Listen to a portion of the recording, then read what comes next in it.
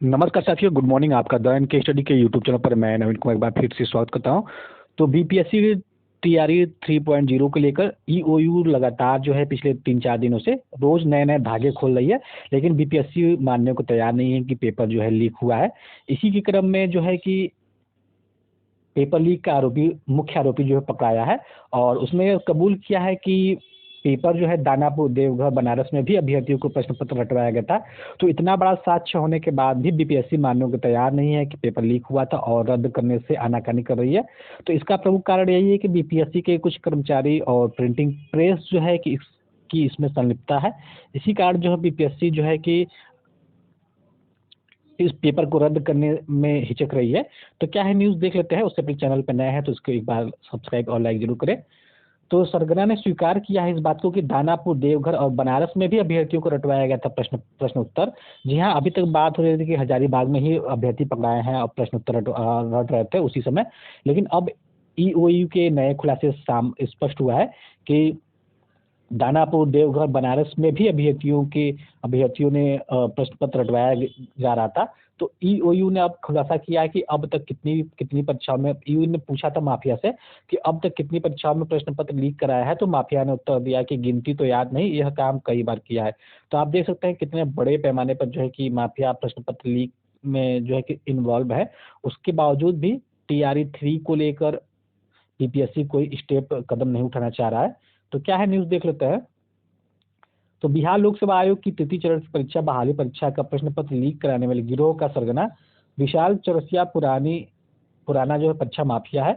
EOU की team ने विशाल से सवाल किया कि अब तक कितनी प्रतियोगी परीक्षाओं का प्रश्न पत्र लीक कराया है। जवाब में उसने उत्तर दिया कि उतना याद नहीं है, कोलकाता गिरोह से मिलकर बहुत सारी परीक्षाओं का पेपर लीक कराया है। विशाल से पूछताछ में खुलासा हुआ है कि उसका संपर्क उत्तर प्रदेश के जौनपुर निवासी अजीत चौहान से है। अजीत की सांठगांठ कोलकाता के कई प्रिंटिंग प्रेस मालिकों से है। इसी गिरोह की मदद से वह बहुत सारी परीक्षाओं का प्रश्न पत्र लीक करा चुका है।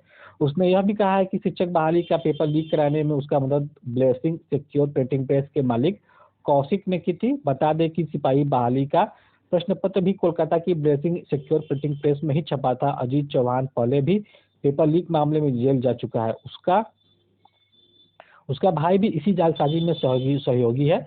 बनारस, देवघर और दानापुर में अभ्यर्थियों को पढ़ाया गया था पेपर। ईओयू को 15 मार्च की शिक्षक बहाली की परीक्षा का पेपर लीक होने की सूचना 2 दिन पहले मिली थी। इसके बाद 14 मार्च को विशाल चौरसिया समेत 3 अन्य को गिरफ्तार किया गया था। तब यह बात सामने आई कि गिरोह हजारीबाग में अभ्यर्थियों को पेपर पढ़ा रहा है। तो इतना सारा कुछ होने के बाद भी बीपीएससी जो है कि मानने को तैयार नहीं है और शायद ठोस सबूत के चक्कर में जो है कि कह रहा है कि ठोस सबूत उपलब्ध नहीं है, साक्ष्य उपलब्ध नहीं है।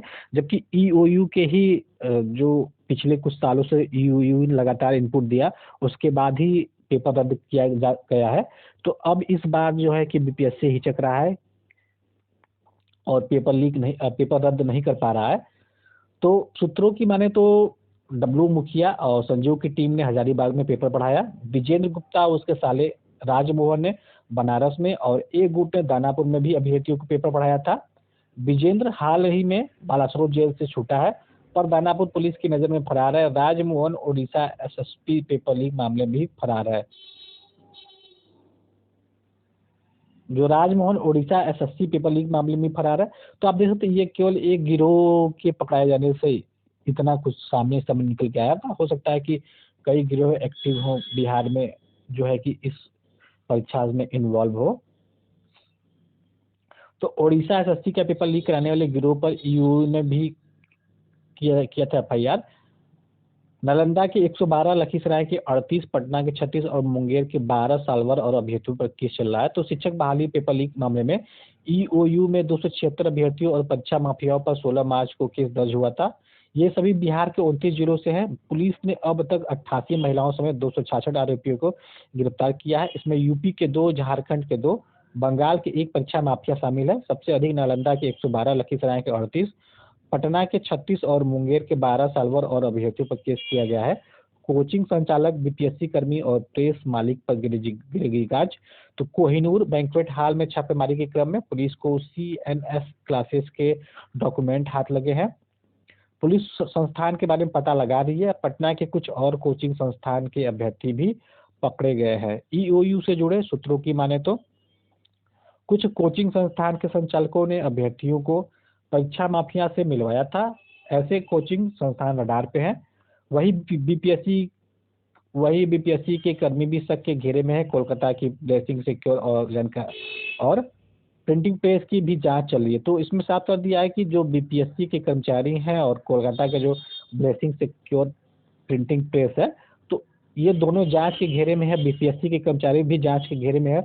तो हो सकता है कि इसी वजह से जो है कि बीपीएससी इस पेपर को रद्द करने से हिचक रही है, इस पेपर को रद्द नहीं करना चाहती है। वैसे भी अभ्यर्थी जो है कल 21 मार्च से जो है कि आंदोलन करेंगे और हो सकता है कि आने वाले दिनों में सकारात्मक जो है कि रिजल्ट सामने आए। तो नीट पेपर लीक के मामले में जेल जा चुका है संजीव। डब्ल्यू मुखिया भी गाना माफिया है। तो लगातार जो है कि इस गिरोह ने कई पेपर लीक कराया है और लगभग प्रत्येक पेपर में इसकी संलिप्तता रही है। तो हजारीबाग के बैंक्वेट हॉल वाले को पता था गिरोह करा रहा पेपर लीक। तो हजारीबाग के जो कोहिनूर बैंक्वेट हॉल में ईओयू ने बड़ी कार्रवाई की है।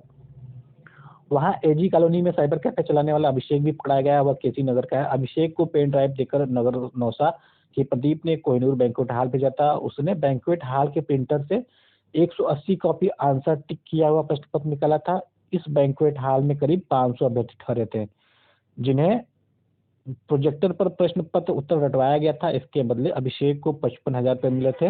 वही सुमित का काम अभ्यर्थियों को लिस्ट बनाना था और विकी का काम अभ्यर्थियों को रिसीव करना था।